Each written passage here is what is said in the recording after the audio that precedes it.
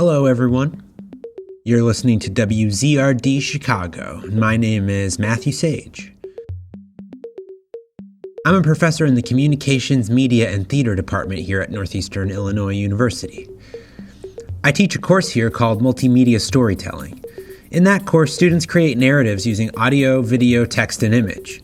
Those stories can be true using a more journalistic approach, or they can be fabricated and fictionalized. Often, I push students to blur those lines and try to turn seemingly boring everyday things into captivating narratives. Today, I'm excited to share a showcase of audio stories with you that was made in that class this semester. Before COVID, this assignment was built around this idea of finding an interesting story in seemingly boring places. That boring place was the bastion of comfort for many college students pulling long days on campus: the vending machines in the hallways. The assignment asked students to find an item in the vending machine and to turn that item into a story. The only constraint here was that the story should start at the vending machine. It could end up wherever they go. Whether exploring the specific item itself, the history of the brand, or some fabricated fairy tale about potato chips, things often took an interesting turn. Alas, because of COVID, we are no longer near our dear beloved vending machines, and so the assignment has since turned into an exploration of the closest proxy for vending machines that we all have at home. That's the pantry. Pantries, like vending machines, bring together this random smattering of items from all over the country, all over the world really, and put them together in a communal space.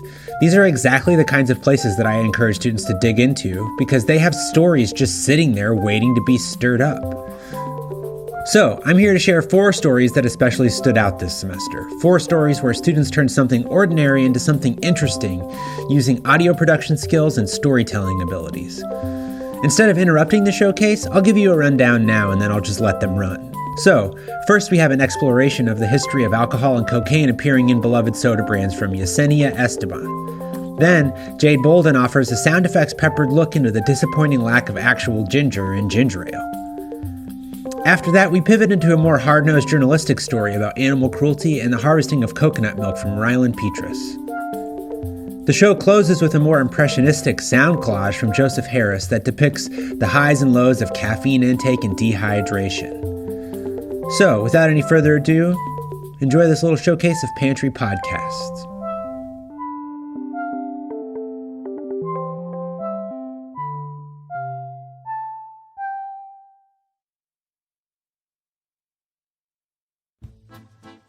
If you ever think about what's in your drink and how you could possibly still be alive, you have to wonder how the hell people in the 1890s survived after drinking Pemberton's French wine coca.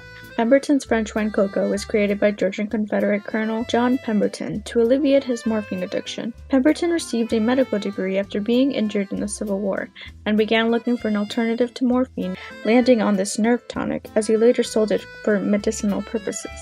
This tonic, or Pemberton's French wine coca, was an alcoholic beverage with an original recipe that included cocaine mixed with French wine and cola nut for that additional caffeine boost. Thankfully though, Prohibition came around and he created the non-lethal, maybe a little lethal, Coca-Cola, selling it at his pharmacy in 1886.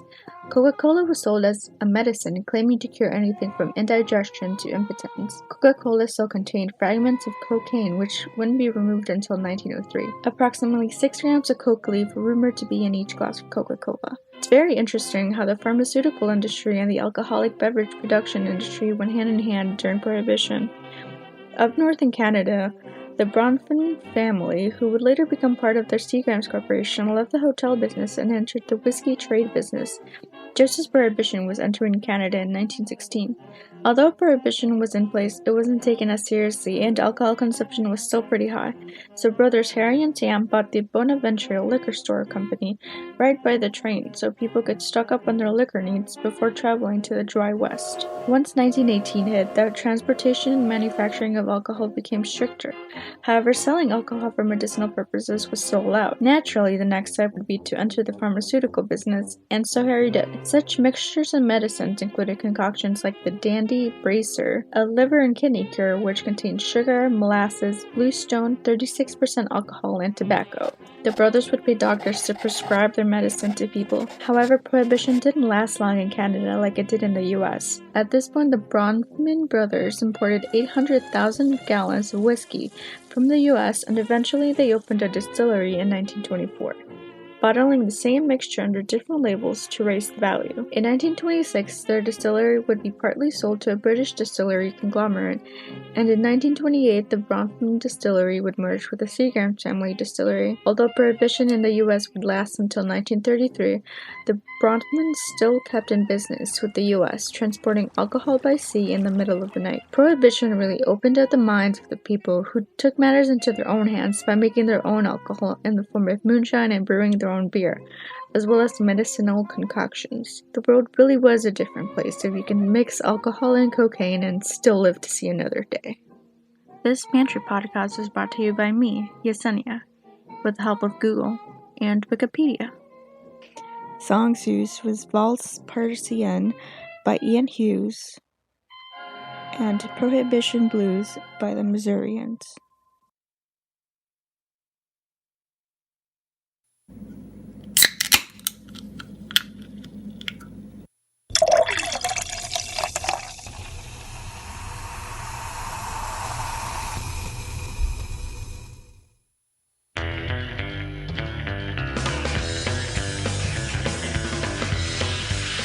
Hi everyone, I'm Jade Bolden and this is JB's Pantry Podcast.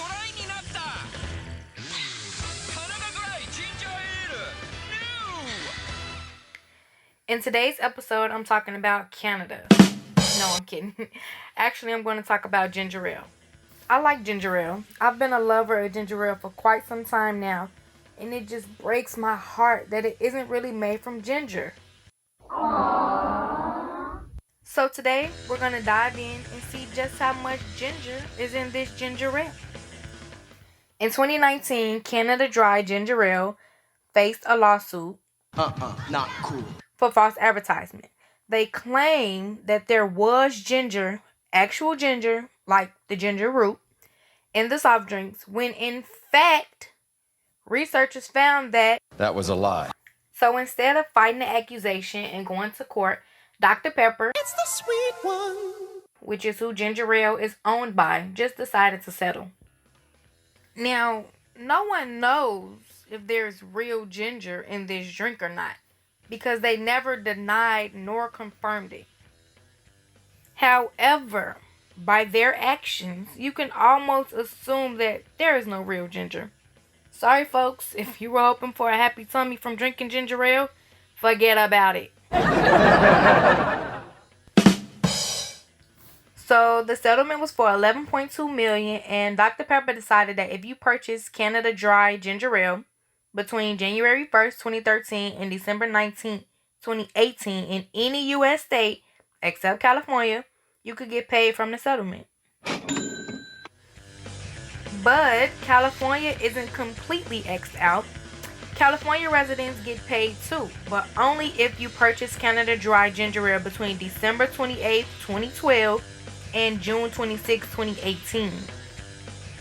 According to the lawsuit claims, Dr. Pepper Snapple Group includes products with chemical flavoring in the drink that imitates ginger.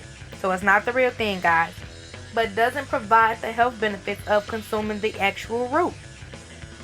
So the class action lawsuit also claims that consumers paid a premium for this soft drink because of what ginger could do for you. That is, the health benefits. Plaintiffs later alleged that the beverage is actually made with carbonated water, high fructose corn syrup, citric acid, preservatives, and chemical flavoring. In addition to the cash payouts, the ginger ale class action settlement is also requiring Dr. Pepper to change product labels to have words like taste or extract or flavor if it's going to continue to say that ginger is an ingredient. Alright guys, this was Jade Bolden with JB's Pantry Podcast. Hope you enjoyed. See you next time.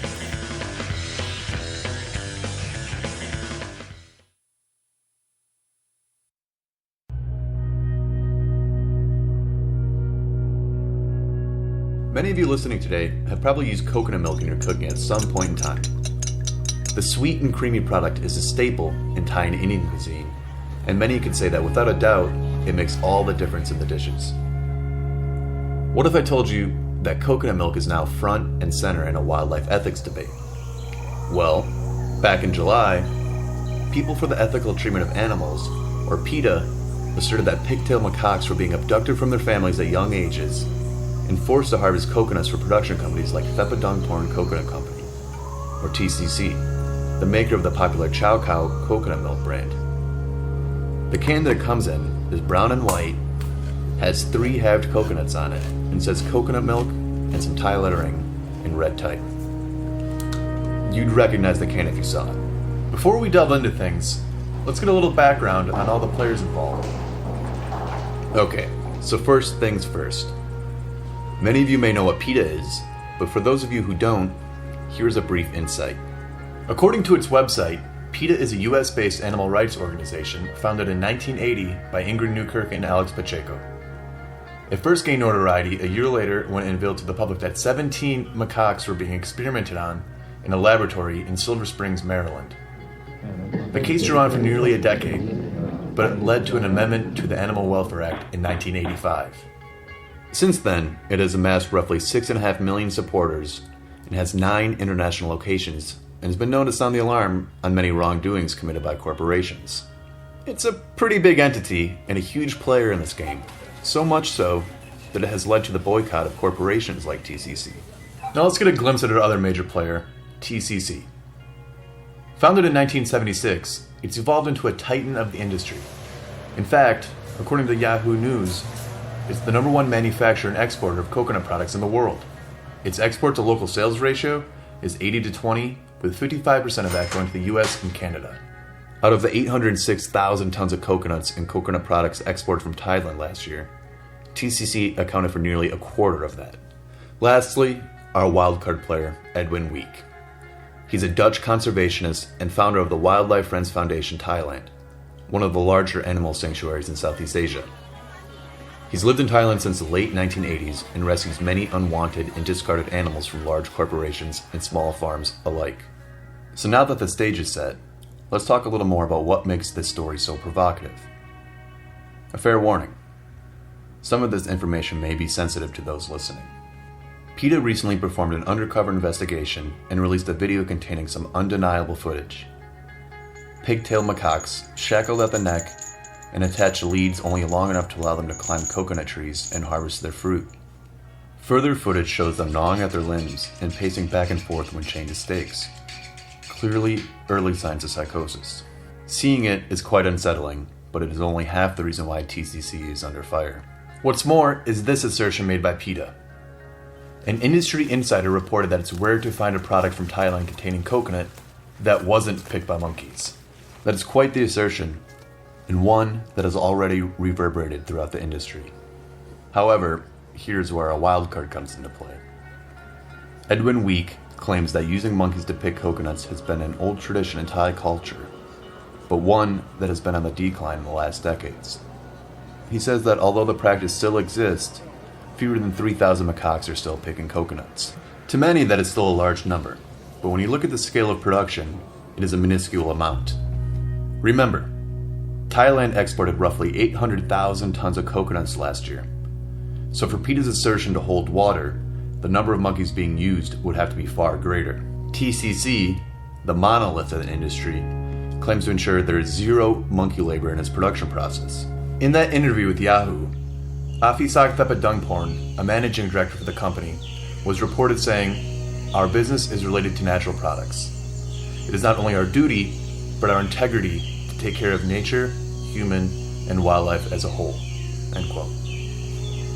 To ameliorate customers' concerns, TCC told the Bangkok Post that it suggests using its traceability program, which allows the customers to trace a product back to one of their contracted farmers from 5 provinces in Thailand. How much more you can get out of that, I'm not sure. But their hope is to prove that the products are environmentally sustainable.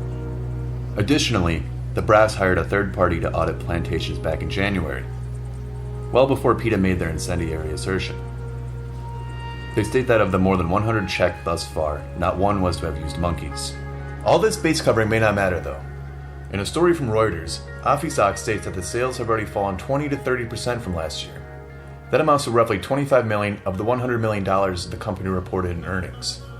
Now, for those of you that are listening and wondering if you should join the boycott, or are still on the fence about purchasing a coconut product, all I can say is that it's probably better to err on the side of caution. Thank you for listening. We'll see you next time.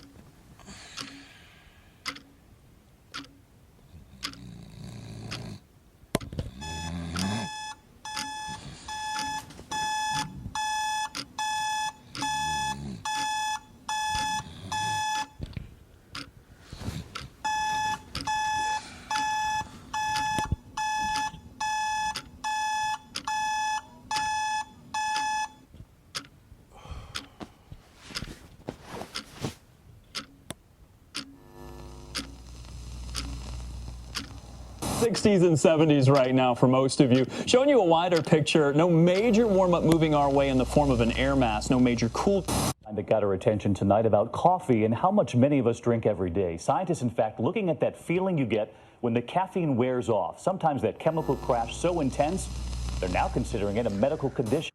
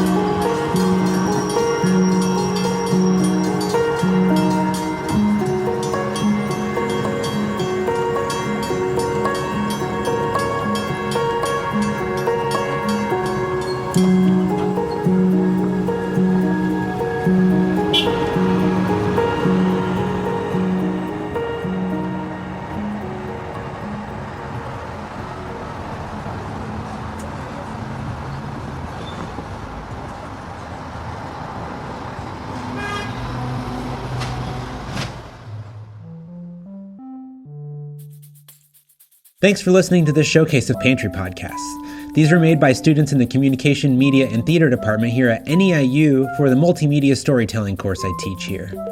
Those students again were Yesenia Esteban, Jade Bolden, Ryland Pietras, and Joseph Harris. Thanks to them for their imaginations, their skills, and their willingness to share their stories today. We hope these stories encourage you to seek out and imagine interesting narratives in the most mundane places. A little bit of that spirit goes a long way these days. Also, thanks to Dennis Siegel for having us here. That's all from me. I'm Matthew Sage, and you're listening to WZRD Chicago.